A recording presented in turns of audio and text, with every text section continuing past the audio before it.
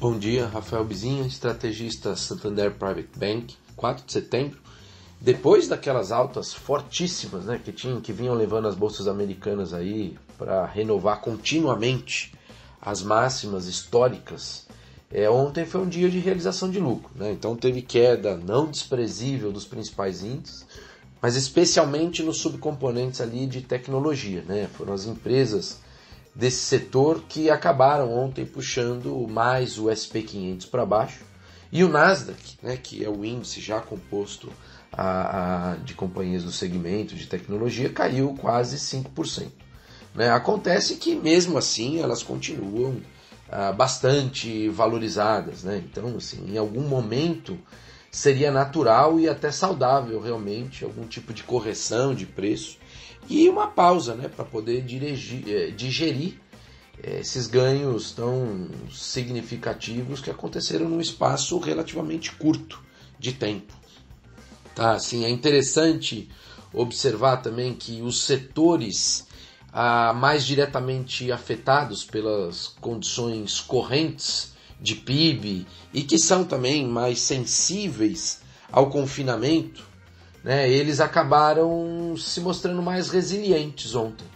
Né, eles caíram bem menos do que as empresas de tecnologia e agora, pela manhã, eles estão ensaiando uma alta. Né, a gente observa isso. Lógico assim, que é cedo para dizer que já vai ter uma mudança imediata de padrão, né, no comportamento das bolsas em favor dessas empresas aí que são, entre aspas, da velha economia, que foram as que ficaram bem para trás, né, nos últimos tempos em termos de desempenho. Mas assim, tem condições para que isso ocorra, né, para que elas comecem a evoluir melhor. E para isso acontecer, é importante que as estatísticas do coronavírus continuem cedendo, né, que a imunização provocada pelas vacinas pareça crível, né, e que os dados correntes de atividade econômica, obviamente, continuem fortes, né, nessa toada aí de recuperação. Acho que todos esses elementos deveriam dar combustível para os chamados setores cíclicos das bolsas lá fora andarem um pouco mais. Aqui no Brasil, o Ibovespa acabou não aguentando a pressão que estava vindo lá de fora e também acabou cedendo, né? Mas antes de virar para o negativo, o índice, né, e o Ibovespa, ele estava com boa valorização em virtude desse otimismo com o envio da reforma administrativa pelo governo, né? Aliás, mesmo com a bolsa tendo virado, os juros pré-fixados e o câmbio continuaram com boa performance, né, em cima desse otimismo aí com as reformas, né? Agora, também aqui, quando a gente observa a bolsa, teve a curiosidade, né, como aconteceu lá fora, de que alguns segmentos, alguns setores, como o setor de bancos, financeiro, por exemplo, eles performaram até bem ontem, né, a despeito da queda do Ibovespa. Eles estavam também bastante defasados e agora acabaram segurando, né? Então tem um pouco da correção dessa dicotomia dentro das bolsas, em que no primeiro momento as empresas todas ligadas à tecnologia, comércio eletrônico, a nuvem e essa coisa toda, elas vinham disparando absurdamente. Elas têm motivos para tanto, né? Tem em muitos casos condições fundamentais para isso, mas o resto ficou largado, né? Como se a partir de agora tivessem obstáculos intransponíveis e merecessem ficar muito mais barato. E talvez estivesse acontecendo também algum exagero nesse sentido, e a gente vai vendo agora algum tipo de correção. Caem as empresas que valorizaram muito, as outras se seguram, caem menos ou eventualmente até acabam subindo. Então é de certa forma saudável, né, observar isso aí, tá? Pelo lado da nossa economia, ontem teve surpresa positiva com a divulgação da produção industrial de julho, né? O dado subiu mais do que era esperado, ele vem se aproximando agora dos níveis pré-crise, né, o nível de produção industrial. Várias subcategorias aí dentro do indicador demonstraram boa performance, né? E isso significa que tem mais fôlego desse processo aí de recuperação. Vale lembrar, né, que o comércio já voltou integralmente para os patamares de fevereiro em várias linhas, né? O aquecimento no setor imobiliário, ele é bastante visível, né, quando a gente está olhando as diversas segmentos aí da economia, né?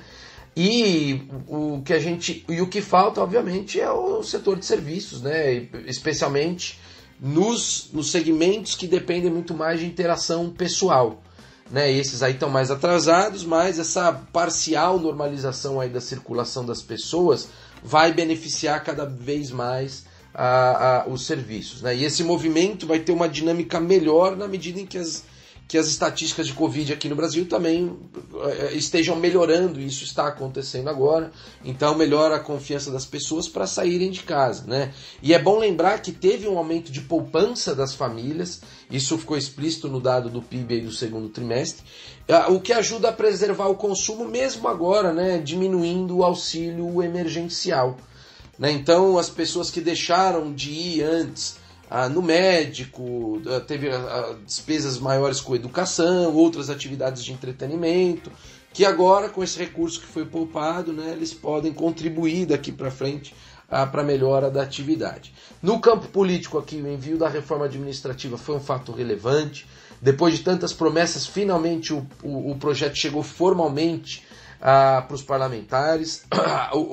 Essa reforma está sendo considerada tímida para conter as despesas obrigatórias no curto prazo, mas ela abre uma avenida de discussões, né, chama mais a atenção da opinião pública para os problemas de rigidez do orçamento e o desequilíbrio, né, na alocação dos recursos da sociedade para bancar muito mais salários em detrimento de investimento ou outras ações aí que beneficiam o cidadão, né? Então isso é saudável nesse sentido, mas a gente sabe que tem um imbróglio político grande ainda para a gente conseguir efetivamente entregar essas coisas, e já falamos de outras vezes que em função disso a gente tem uma visão meio conservadora nas carteiras, mas tem coisas positivas acontecendo que podem, com o passar do tempo, mudar essa perspectiva, né? A PEC do Pacto Federativo agora ela vai precisar incluir essa questão dos gatilhos para poder reduzir de imediato, talvez, né, o ano que vem, jornada e salário de funcionalismo, já que a reforma administrativa não vai fazer isso, né? E também tem que ter o foco em toda aquela ideia de reduzir recurso carimbado do orçamento, de acabar com correções automáticas de determinadas despesas e também minimizar, né, essa coisa de ter um mínimo constitucional de dispêndio em determinadas áreas, né? São aqueles 3 Ds: desvinculação, desindexação e desobrigação que precisam prosperar para a gente abrir espaço para acomodar programas como o Renda Brasil. Eu fico por aqui, bom dia a todos.